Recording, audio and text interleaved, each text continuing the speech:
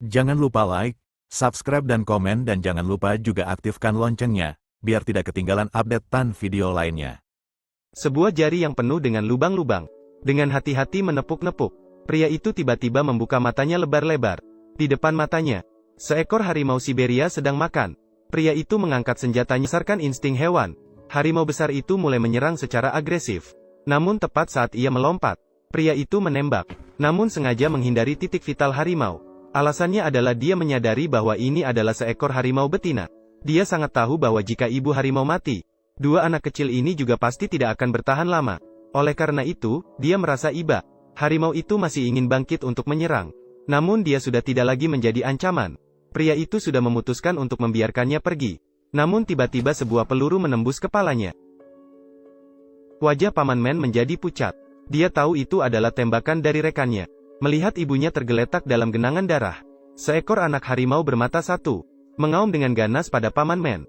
Saat itu, orang kedua dalam komando datang. Itu adalah tembakannya tadi. Ternyata mereka adalah pemburu profesional. Orang kedua dalam komando ingin membunuh kedua anak harimau untuk dijual. Tepat saat ia akan bertindak, Paman Men menghentikannya. Namun orang kedua dalam komando tidak mau menyerah. Dia merasa seperti lalat yang mengganggu saat makan daging di alam liar. Mereka juga mengatakan bahwa harimau bermata satu ini memiliki wajah yang sangat garang. Setelah dewasa, pasti akan kemudian, Paman Men menemukan sebuah gua tersembunyi. Dia meninggalkan kedua anak kecil itu di mulut gua. Seekor harimau yang penakut langsung bersembunyi ke dalam gua. Sedangkan harimau bermata satu masih menggeram dan menunjukkan giginya pada Paman Men. Pria itu melirik sekilas. Tidak terlalu memperhatikan. Tidak lama kemudian, dia membawa seekor ayam hutan. Berharap kedua anak kecil itu bisa bertahan hidup melewati musim dingin yang keras. Dia tidak tahu bahwa karena hati yang penuh belas kasihan, kelak akan mengalami kehancuran rumah tangga dan kehilangan nyawa. Pada musim semi tahun berikutnya, Paman Men teringat akan kedua anak kecil itu. Dia pergi ke gua untuk memeriksa keadaan mereka. Dia menemukan bahwa harimau yang penakut itu sudah mati. Sedangkan harimau bermata satu kecil itu menghilang tanpa jejak. Nasib hidup matinya tidak diketahui. Paman Men mendapatkan sedikit uang dari berburu harimau kali ini. Dia juga menikahi gadis tercantik di desa. Tak lama kemudian, keluarganya bertambah dengan anggota baru. Namun, 3 tahun kemudian, persediaan makanan di rumahnya hampir habis. Dia terpaksa pergi berburu ke gunung lagi. Kali ini, tim mereka jauh lebih besar. Namun hasilnya, mereka mengalami kerugian yang sangat besar. Meskipun kedua tuan rumah selamat dengan keberuntungan, namun wajahnya tertinggal bekas luka panjang yang dalam. Yang lebih buruk lagi, karena kesalahan orang yang mengusir harimau, mereka mengarahkan harimau ke arah desa. Paman Men mendengarnya dan sangat ketakutan. Dia bergegas kembali ke desa untuk menyelamatkan orang-orang. Tapi baru sampai di tengah jalan, tiba-tiba merasa ada suara langkah kaki dari belakang. Dia dengan gugup melihat ke sekeliling. Akhirnya, dia menembak ke belakang tanpa ragu. Dia jelas merasakan telah menembak sesuatu. Saat ingin mendekat untuk memeriksa, tapi tiba-tiba dari belakang datang sebuah tekanan yang membuat orang tercekik. Itu adalah harimau bermata satu. Paman Men terlalu takut untuk bergerak. Sekarang sudah terlambat untuk mengisi peluru. Sepertinya hari ini tidak bisa lolos dari nasib buruk. Tapi yang tidak terduga, harimau besar itu mengenali Paman Men dan tidak berniat menyakitinya. Mendengarkan suara langkah kaki yang menjauh, Paman Men lega seolah-olah telah mendapat pengampunan besar. Tapi segera dia merasa ada yang tidak beres. Senjata yang baru saja dia tembakan mengenai apa lagi? Ketika dia bergegas untuk memeriksanya, ternyata yang terkena adalah istrinya sendiri. Mungkin ini adalah karma. Paman Men yang menyadari dosanya sangat berat. Sejak itu, dia menggantung senjatanya dan beralih profesi menjadi pengumpul obat-obatan untuk mencari nafkah. Meskipun hidup serba kekurangan, namun setiap hari bisa bersama anaknya, berdiri di puncak gunung untuk buang air kecil. Itulah kebahagiaan terbesarnya. Sementara itu, wakil pemimpin berhasil naik pangkat, menjadi pemimpin tim pemburu. Bekas luka di wajahnya membuatnya membenci harimau bermata satu itu sampai ke tulang sumsum. Dia membawa sekelompok anak buahnya masuk ke gunung, dan dengan cepat menangkap seekor harimau betina. Meski dia ingin membalas dendam untuk kedua anaknya, dia terus-menerus menyerang para pemburu. Akhirnya, wakil pemimpin maju dan mengarahkan senjatanya ke harimau. Pada saat harimau itu melompat ke arahnya, dia menembak mati harimau itu dengan satu tembakan. Namun, suara tembakan itu juga mengganggu harimau lainnya. Dia dengan cepat melewati hutan belantara, hampir ingin tumbuhkan sayap, terbang dan merobek-robek orang-orang ini. Namun, tebing di depannya menghalangi jalannya. Tak lama kemudian, harimau betina itu dibawa ke kamp militer. Pada saat itu, Korea sedang diinvasi oleh Jepang. Para perwira militer Jepang di sini sangat menyukai harimau. Semakin ganas, semakin mereka menyukainya. Mendengar bahwa harimau bermata satu itu memang lahir dengan satu mata. Ukurannya sangat besar, bisa mencapai 1000 kati. Bahkan ada hadiah besar untuk menangkapnya.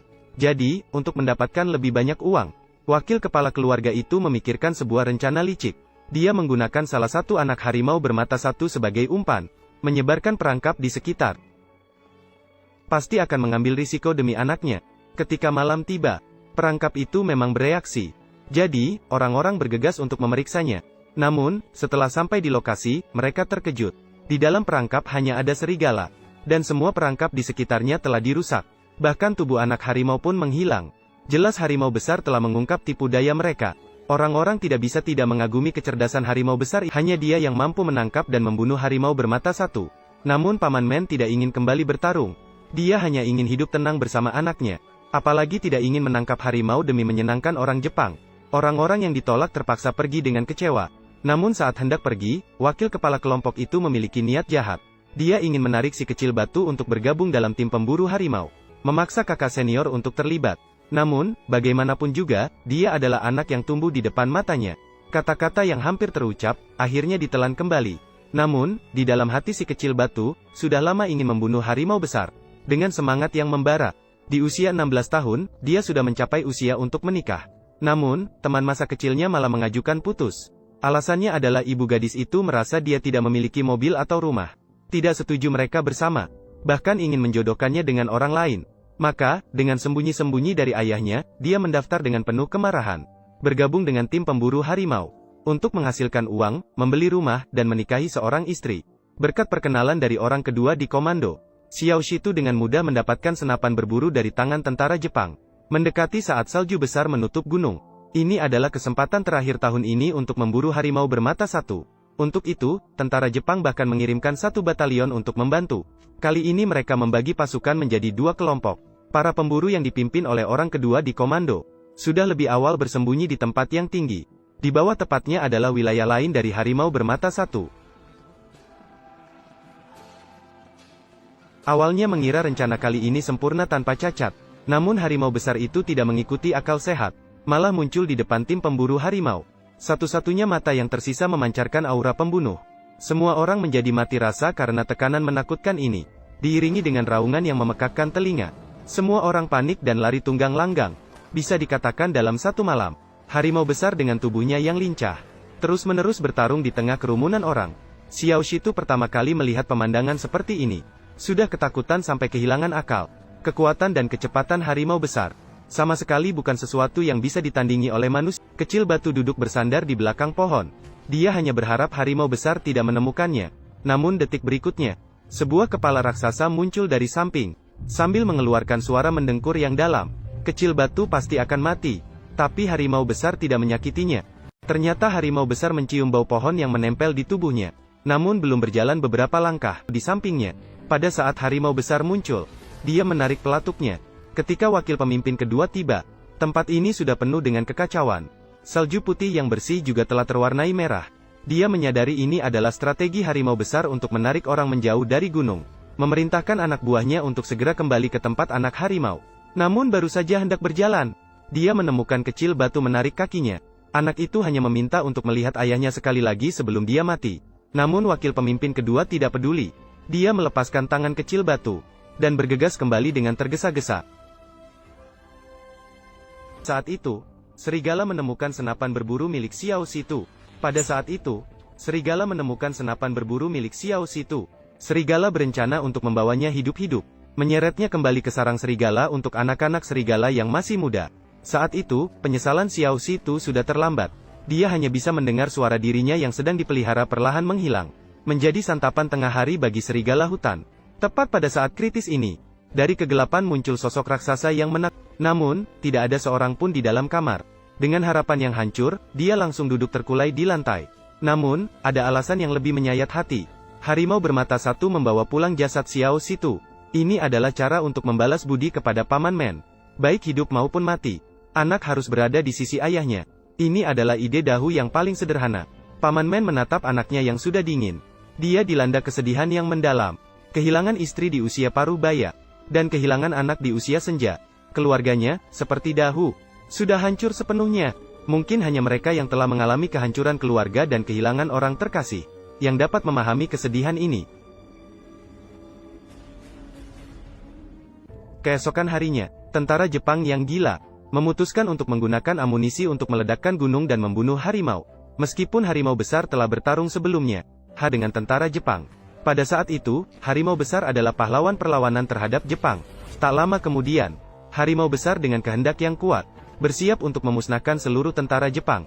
Namun tepat pada saat itu, wakil kepala kelompok menemukan kesempatan yang tepat, dan menembak mata harimau besar. Orang-orang pun bergotong royong mengekangnya, sehingga gerakannya menjadi terbatas. Wakil kepala kelompok tidak pernah menyangka sampai mati. Dari mana harimau besar mendapatkan kekuatan itu? Mak, ingin bertemu dengan penyelamatnya sekali lagi. Asap beracun yang membuat tubuhnya berlumuran darah. Paman pria di naga wanita tua, saling menatap melampaui spesies. Nasib mereka serupa, namun di antara mereka masih ada dendam yang tak terurai. Setelah membakar rumah dan jasad anaknya, Paman Men mengeluarkan senapan berburu yang telah lama disimpannya. Sendirian dia mendaki gunung yang paling tinggi. Setelah mengurus jasad anak harimau kecilnya, keluar dari gua, dia berkuasa atas segalanya, memandang lautan awan dari atas, mengeluarkan kemarahan layaknya seorang raja. Dia juga akan naik gunung untuk menyelesaikan dendam.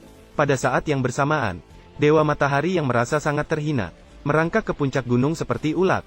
Ketika malam tiba, seorang pria dan seekor harimau bertemu di puncak. Paman Men pertama-tama memberi hormat kepada harimau besar, menunjukkan penyesalan atas perbuatannya di masa lalu, juga berterima kasih karena dia telah mengirimkan anaknya kembali ke sisi. Semua ini terjadi karena diri sendiri. Hari ini juga harus berakhir karena diri sendiri. Dia mengangkat senapan berburu, tenang dan terkendali. Harimau besar merasakan bahaya, langsung memulai serangan. Paman Men seperti dulu, menghindari titik vital, karena dia memiliki tujuan lain. Kemudian dia sengaja berjalan ke tepi jurang, membuang senapan berburu yang dipegangnya, mengeluarkan pisau kecil. Dia sengaja memprovokasi harimau besar, agar harimau besar tidak jatuh ke jurang bersamanya. Hanya dengan cara ini harimau besar baru tidak akan jatuh ke tangan orang Jepang. Sampai di sini, orang Jepang yang pulang dengan tangan kosong sangat marah dan frustrasi.